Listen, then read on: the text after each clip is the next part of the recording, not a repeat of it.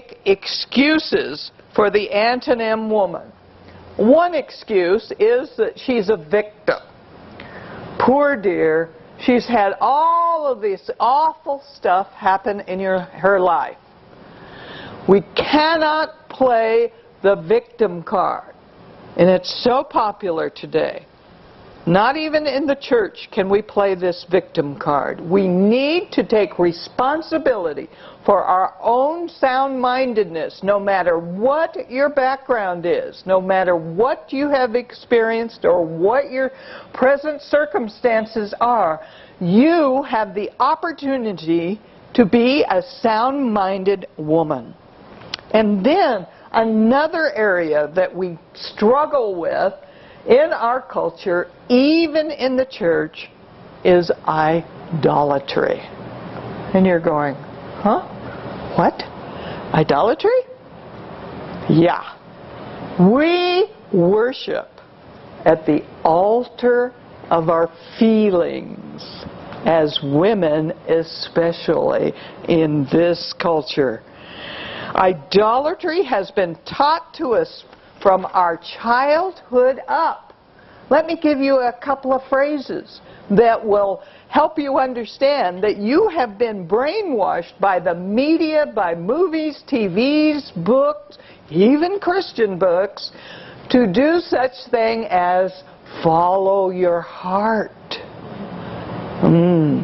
Jeremiah says the heart is deceitful and desperately wicked. Why would you follow it? Another phrase we have is do what you're feeling is right. Just do what you feel is right. Oh, well, that get you in a lot of hot water. How foolish is that statement? And then my favorite in Christian culture is this one. God wouldn't want me unhappy, would He? So therefore, I must divorce my husband or talk to my kids in an unbecoming manner or whatever. We use it as an excuse. And we are so deceived.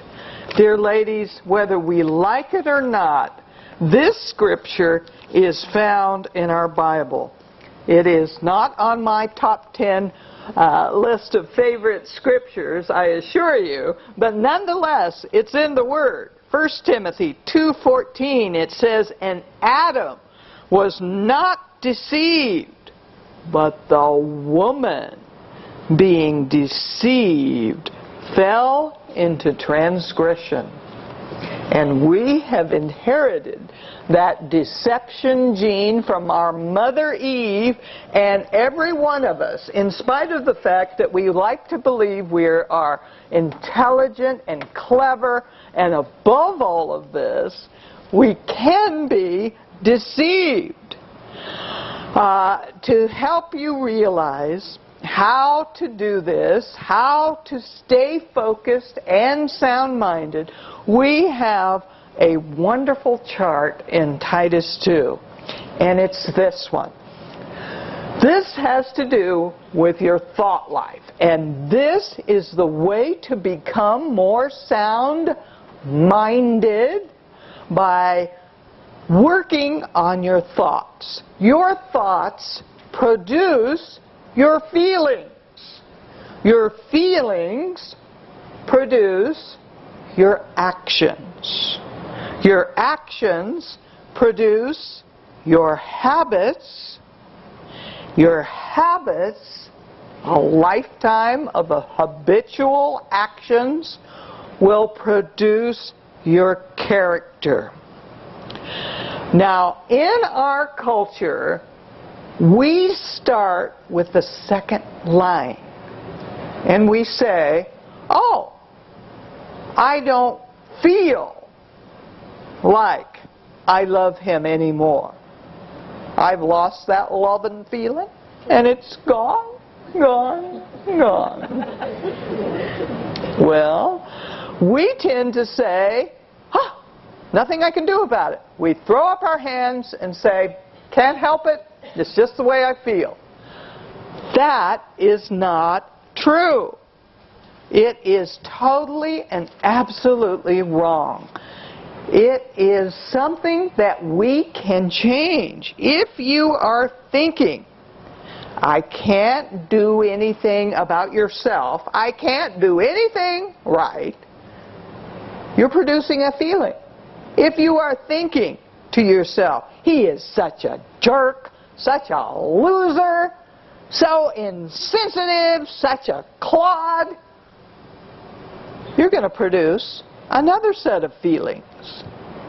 So it's no wonder that we as women struggle with what is called today low self-esteem, loss of love, and falling in and out of love. But love, dear ladies, in the Bible is not a feeling. It is based on what we think, and we can control our thoughts.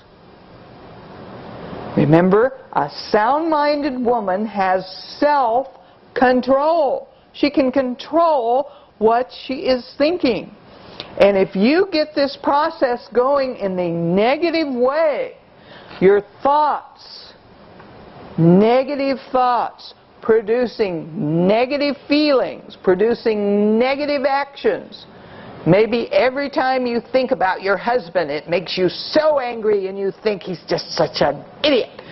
And that produces your feelings of anger and irritation. And that produces an action.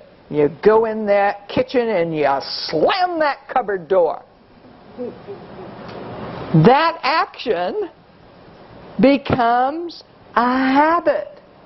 And the kids are sitting in the TV room going, oh, Mom's mad again. We can hear the cupboard doors slamming. And that action becomes a habit. And you are producing your character. We don't want you to be a bitter old woman. Any of you have one of those in your family? Or ever seen one at an old folks' home? Oh, not pretty? Meaner than a junkyard dog? She snaps, she snarls, she bites, she complains, she's ugly to be around. We want you to change one letter. We want you to be better, not bitter. And the way you do it is to become this sound-minded woman. Now, if you are going to be a sound-minded woman, you need to control your thoughts. I often say that God does not do brain surgery. He does heart transplants. He gives us a new heart, but He doesn't change our brain. We have to do this. You must do the hard work of renewing your mind. It is not automatic. And I think that's where we are sometimes confused in the church.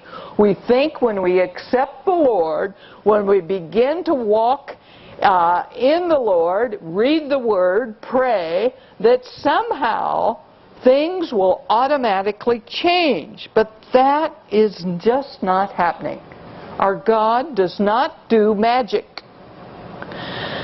So, our prayers, sometimes we look at them as more spiritual incantations. Remember that altar, that idolatry? We are hoping that God will just magically change everything in our life. It's not going to happen. I want to introduce you to a nasty, horrible four-letter word. And that's W-O-R-K.